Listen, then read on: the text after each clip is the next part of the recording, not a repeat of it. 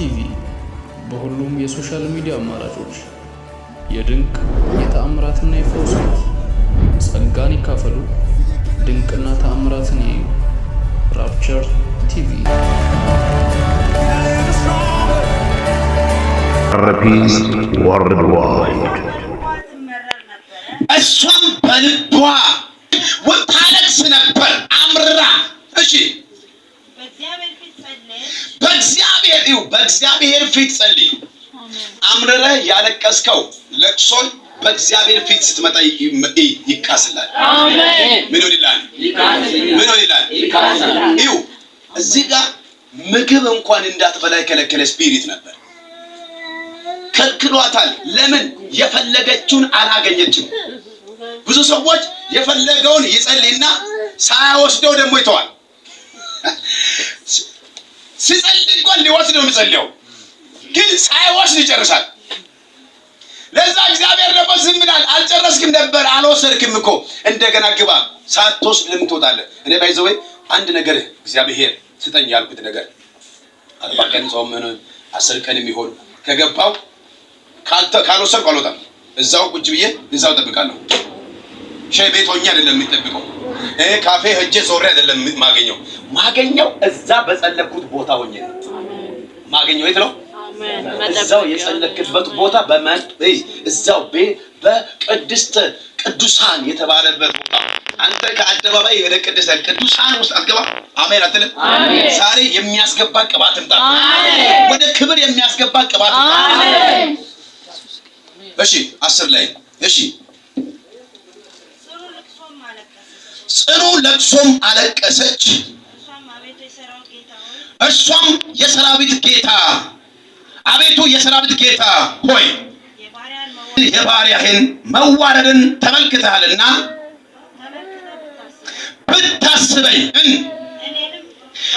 እኔንም ባትረሳ ለባሪያው ወንድ ልጅም ብትሰጥ እድሜውን ሁሉ ለአንተ ወይም እሰጥሃለሁ፣ ለእግዚአብሔር እሰጣለሁ፣ ምላጩም በራሱ ላይ አይደርስም። ይኸው እኔ አንድ ጌታን የጠየቁት ነገር ነበርና ማታ እንቅልፍ አልወሰደኝም። እንዲሁ ሆኜ ነው ያደርኩት። እንዲሁ ጌታ ሆይ ነው ያደርኩት። ለምንድን ነው ካልክ ደግሞ ለካ ይህን ቃል ስለሰጠኝ እግዚአብሔር ሰው እግዚአብሔር ሲሰጣቸው ሰጥቶ መቀበል እንደሚፈልግ አውቁት። እግዚአብሔር ሰጥቶ መቀበልን ይፈልጋል። ይሻል ካንተ ይሰጣል፣ ግን የሰጠኸውን ደግሞ መልሰህ ከሰጠኸው ያበዛሃል። አሜን አሜን።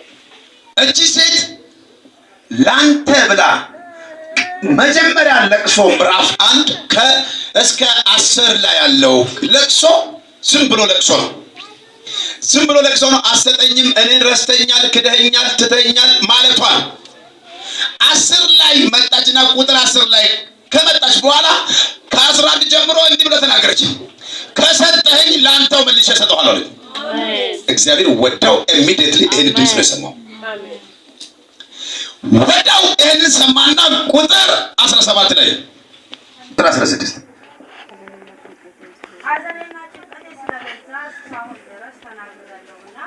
ሐዘንና ጭንቀቴ ስለበዛ እስካሁን ድረስ ተናግሬያለሁና ባሪያህን እንደ ምናምንቴ ሴት አድርገህ አትቁጠራት። 15 ላይ ግብልኝ። ቁጥር 15 ከላይ ከፍ ብለሽ ወይም ከ14 ጀምሮ